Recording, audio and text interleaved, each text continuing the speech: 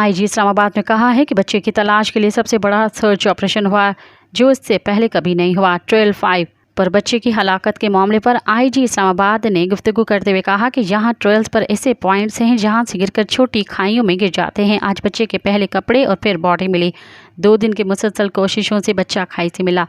उस बच्चे की तलाश के लिए सबसे बड़ा ऑपरेशन सर्च ऑपरेशन किया गया जो इससे पहले कभी नहीं हुआ।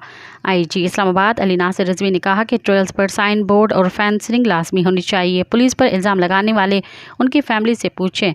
उनकी फैमिली पुलिस से मुसलसल राब्ते में थी और पुलिस अफसरान उनके हमरा रहे। वालिदैन से दरख्वास्त है कि इतने छोटे बच्चों को अकेले हाइकिंग पर न भेजें, उनके साथ कोई बड़ा लाजमी होना चाहिए। मारगला ट्रेल्स पेट्रोलिंग फोर्स अपना बेहतरीन काम कर रही है। मज़ीद ख़बरन ऐं तफ़सीलात लाइ विज़िट कयो असांजी वेबसाइट www.awamiNewsHD.com ऐं ॾिसंदा रहो अवामी न्यूज़ HD।